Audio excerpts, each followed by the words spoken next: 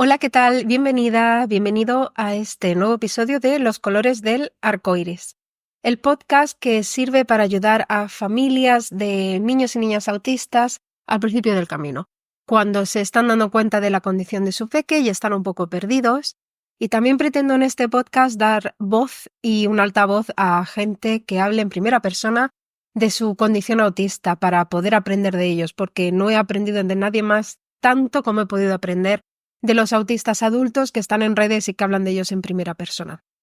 El episodio de hoy es un poquito más técnico, voy a intentar resumirlo de una manera sencilla que podamos entender todo el mundo.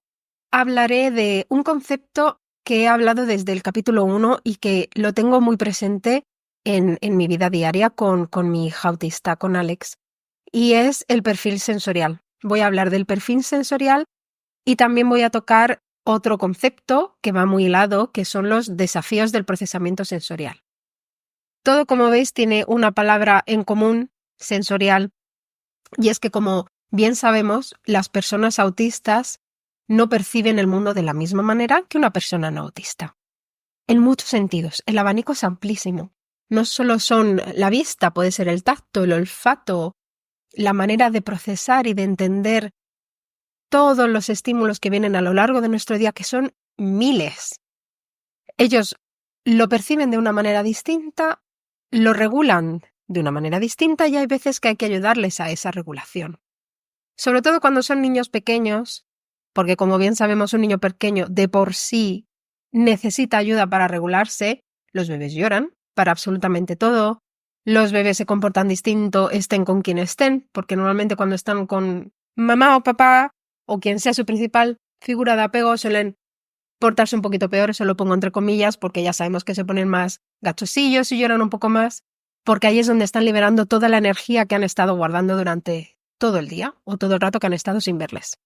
Bien, pues es más o menos ese concepto llevado a las personas autistas, que como ya sabemos, perciben el mundo distinto a nosotros.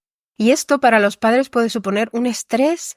Vamos, a nosotros nos supuso mucho estrés cuando Alex era pequeña, porque no entendíamos por qué lloraba tanto, no entendíamos por qué había veces que estaba demasiado agitada, no entendíamos casi nada.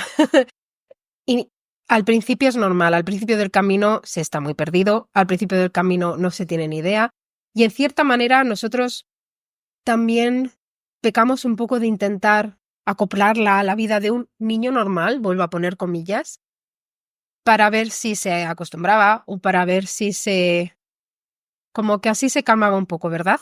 Poco sabíamos de que eso no solo no servía para nada, sino que además la estábamos perjudicando. Cuando ya nos dimos cuenta, empezamos a evitar todo tipo de sobreestimulación, pero no sabíamos hasta qué punto ella estaba sobreestimulada. Esta experiencia te la cuento porque a lo mejor estás en el mismo momento en el que yo estuve hace unos años, con un niño, una niña pequeña, de unos 2, 3 añitos, que a lo mejor va a empezar el cole, que ya va a la guardia, que ya en cierta manera socializa, que está esa presión social. No es que tiene que ir a la guardería para socializar. Los bebés no socializan. Las guarderías yo las veo totalmente indispensables y con una labor buenísima y maravillosa, pero los bebés no socializan. Lo que pasa es que papá y mamá necesitan trabajar seguramente para poder sacar la familia adelante y alguien tiene que cuidar a los bebés, y es verdad que las guarderías suelen ser un entorno maravilloso donde los niños pueden desarrollar mogollón de habilidades, pero socializar ya un poquito de mayores, pero no de bebés. Pero bueno, cerrado ese paréntesis, a lo que voy es a la presión social de que el niño tiene que socializar, tiene que hablar con amiguitos, tiene que hacer amiguitos nuevos. Y cuando estamos hablando de un peque autista, a lo mejor ese peque lo que hace es aislarse más todavía, porque todo le parece una sobredosis de información sensorial tan grande que no puede procesarla entera. Entonces fue cuando descubrimos en su día el perfil sensorial. Era un concepto que no teníamos ni idea de lo que quería decir. Lo descubrimos a partir de una chica que es terapeuta ocupacional, se llama Dafne. Voy a poner su usuario aquí abajo porque nos ayudó muchísimo. Una chica majísima que, a pesar de que al principio utilizaba una nomenclatura, unos conceptos que no los entendía, se paró a explicarnos un poquito mejor cómo podíamos entender mejor a nuestra hija, qué podíamos hacer para prevenir esas bombas emocionales que tenía, que no la dejaban dormir, por lo cual no nos dejaban dormir a nadie. Yo recuerdo que yo también tenía un bebé pequeño y podía ser un poquito duras las noches sin dormir por una parte o por otra. Así que vamos a ir ya a lo que es un poquito la teoría. Yo os voy a dar la definición del perfil sensorial. El perfil sensorial es un instrumento o herramienta estandarizado que evalúa los patrones del procesamiento sensorial de una niña o un niño en el contexto de la vida cotidiana. Toma definición. En otras palabras, mide no solo la respuesta del pequeño ante cualquier estímulo, sino cómo llega a ese estímulo al niño y si lo busca y si es capaz de regularse después. Por ejemplo, los bebés que toman teta se regulan muchísimo en el pecho, se relajan, se duermen casi todos. Cuando digo pecho, digo biberón, digo chupete, digo su juguete favorito. Para las personas autistas a veces solo esto no es suficiente y necesitan un poquito más de ayuda para la regulación. Y el umbral donde llegan al máximo es distinto a otros niños. Entonces, por eso es tan valioso saber cómo se comporta ese niño en situaciones cotidianas. Yo aquí tengo el perfil sensorial, no lo voy a enseñar a la pantalla obviamente porque tengo todos los datos de Alex, pero bueno, es bastante extenso, son varias páginas y básicamente es un cuestionario en el que se divide por temáticas: movimiento, táctil, visual, auditivo, ¿qué más? Oral, corporal, y cada parte tiene preguntas que se responde con el típico casi siempre o siempre, frecuentemente, la mitad de las veces, ocasionalmente o casi nunca o nunca. Esto luego se lo das a la terapeuta o al terapeuta ocupacional y te hace un informe, que aquí tengo el de mi hija, que obviamente también por razones de privacidad no lo voy a enseñar. Pero aquí está. En ese informe se dividen, hay como 4 campos. Está el campo de evitación, sensibilidad, búsqueda y registro. Voy a ir explicando uno a uno, que lo tengo todo apuntado en la chuleta porque no quiero que se me olvide absolutamente nada. Búsqueda de sensaciones es bastante autodescriptivo. Hay niños que necesitan todo el rato sensaciones nuevas para poder cumplir con su expectativa de emociones y de correlación e interacción con el medio. Alex, mi hija, es una de ellas. Es una buscadora de emociones nata, una adrenalínica total. Hemos ido este verano a Terra Mítica 2 veces y llegó un momento en que nos tuvimos que pedirle a nuestra hija, por favor, no vamos a volver a montar en la montaña rusa. La montaña rusa de niños, yo creo que si en un día no nos montamos 38 veces, y no estoy exagerando nada, no nos montamos ninguna. Le encanta, le gusta, la adrenalina le gusta, la emociona. Y si eso no lo junto con otros factores que la sobreestimulen, por ejemplo, ruido, para ella es una combinación perfecta.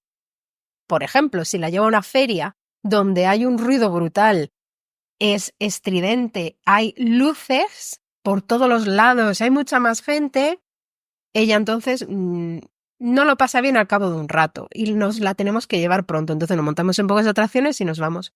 Pero en ferias, que por suerte en muchos pueblos se hacen aquí también, donde ponen unas horas sin ruido, sin luz tampoco porque además suelen ser horas durante el día.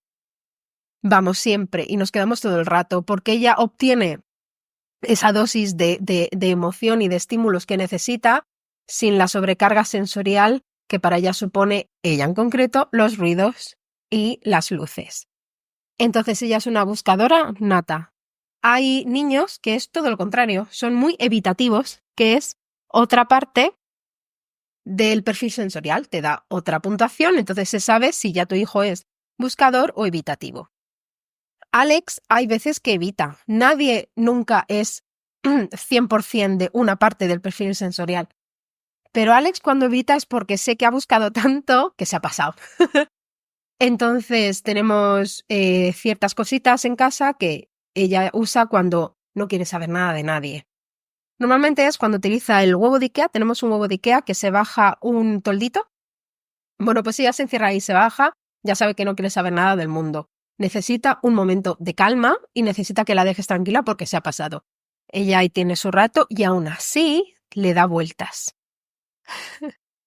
Pero es la única sensación que necesita. Ella necesita mucho movimiento, muchísimo movimiento para regularse. Y es un movimiento que lo necesita coger del exterior, moviéndose, saltando, dando golpazos, que también da golpazos mucho, para regularse y estar bien. Sin embargo, el ruido excesivo o gente excesiva llega un momento en que la colapsa. Entonces, cuando ella no quiere saber nada, se encierra en el huevo de Ikea y se va. Estos ejemplos, la gran razón por la que los digo es porque si os sentís identificados con vuestro peque, que sepáis que simplemente son conductas que hace para regularse y poder estar bien. Sin embargo, Alex antes no se escondía. Cuando tenía 2, 3 años, no se escondía. No sabía poner el límite y yo no lo conocía tampoco lo suficiente para saber cuándo había que parar. Y terminábamos en llantos desconsolados, a veces un tiempo más tarde. Con el perfil sensorial también te das cuenta en la parte de registro cómo registra esas emociones y cómo las suelta de nuevo al exterior para mantenerse regulado. Y hay veces que Alex, ahora menos, pero hay veces que Alex, a lo mejor íbamos a una fiesta de cumpleaños incluso, y 2 días más tarde estallaba en llanto durante una mañana. Ahora ya sabemos por lo que es, pero por aquel entonces siempre buscas una causa inmediata a lo que acaba de pasar y por lo que está llorando. Y después caímos que no, que era algo que ella había ido almacenando durante 2 días y luego había explotado.